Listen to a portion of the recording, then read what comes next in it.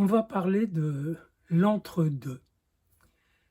L'entre-deux, c'est un concept que j'ai créé il y a plus de 30 ans dans un livre éponyme, Entre deux, l'origine en partage, et qui se révèle un concept bien utile dans beaucoup de réflexions, parce qu'au fond, l'entre-deux concerne la situation où deux termes sont opposés, un choix et un autre, le bien, le mal, ici, ailleurs, une femme, une autre, pour un homme, ou un homme et un autre pour une femme. Et, bref, toutes sortes de... le passé, le présent, ou bien le passé et l'avenir. Donc chaque fois qu'il y a deux pôles, deux entités qui sont différentes, qui sont marquées par une séparation, une différence, prenez la différence sexuelle, homme-femme. Eh bien, et l'idée de l'entre-deux, c'est que cette différence ne peut pas être binaire, qu'en réalité il faut l'ouvrir, vous savez, comme certains tableaux de Fontana, il y a une incision et vous pouvez l'ouvrir et ça ouvre sur un espace plus vaste. Bref, entre deux termes différents, eh bien, il n'y a pas que un tiers qui serait là, ou bien un face-à-face, où les deux s'affrontent, se regardent, se défient. Donc, l'idée, c'est que entre deux termes différents, de part et d'autre d'une différence, il y a en fait un vaste espace de jeu dans lequel apparaissent différentes valeurs de jeu, des valeurs de vérité qui ne sont pas uniques. Et il n'y a pas que un tiers. Déjà, c'est pas mal quand le tiers n'est pas exclu, comme dans les logiques binaires strictes, mais il y a beaucoup de tiers. Il y a un espace de tiercité qui représente finalement le rapport de cette situation avec l'infini des possibles. Eh bien, c'est entre deux. Bien sûr, chaque individu en fait l'expérience quand il est face à deux alternatives, face à un choix entre deux termes, mais il le vit en fait de façon essentielle, cet entre deux, parce qu'il est pris dans les démêlés entre son corps et son esprit, entre son corps et son âme, si vous voulez.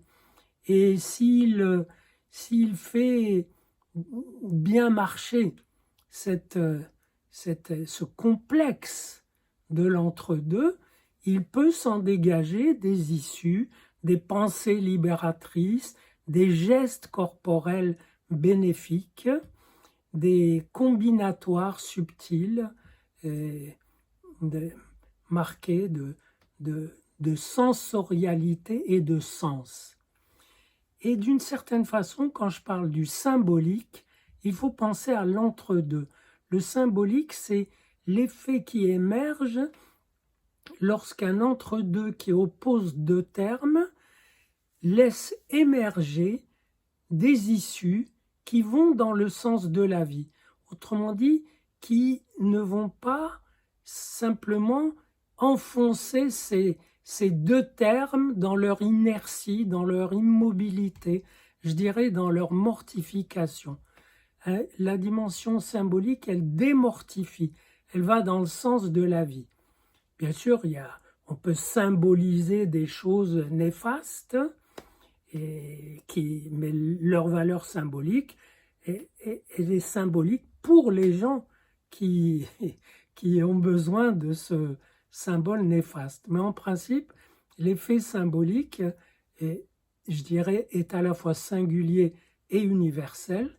Il est singulièrement universel et c'est ce qui marque l'issue d'une confrontation entre deux entre deux termes quand elle laisse émerger une ligne de fuite, des lignes de fuite qui vont dans un sens de vie.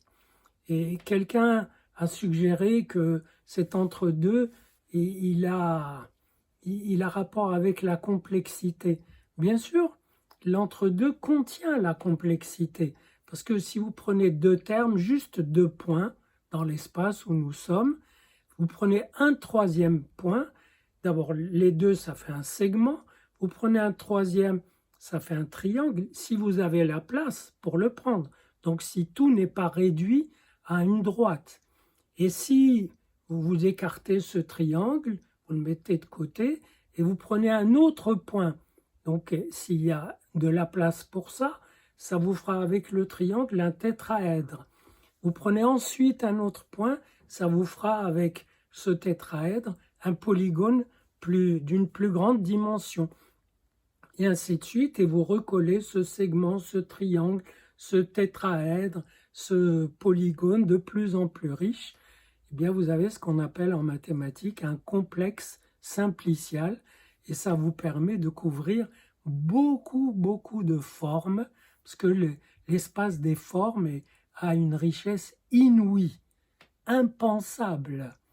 Et je vous parlerai de ma visite à la foire de Bâle où on voit des formes extraordinaires et en même temps simples, de la tôle déchirée, compactée, ça fait des formes étonnantes. Donc l'entre-deux contient la complexité et chacun le vit, mais à la limite, des collectifs aussi peuvent vivre des entre-deux, c'est-à-dire des choix entre telle et telle chose, entre bien et mal, et peuvent très bien faire un mauvais choix, mais peuvent au contraire, plutôt que de croire qu'il y a un choix exclusif, combiner les deux, créer un espace d'entre-deux, d'expérimentation vivante, d'où peuvent émerger d'autres issues. Et qui peut créer presque un vivier de symbolicité nouvelle où il y aura des pas allant dans le sens de la vie. Et c'est ça qui nourrit le symbolique et qui lui donne consistance.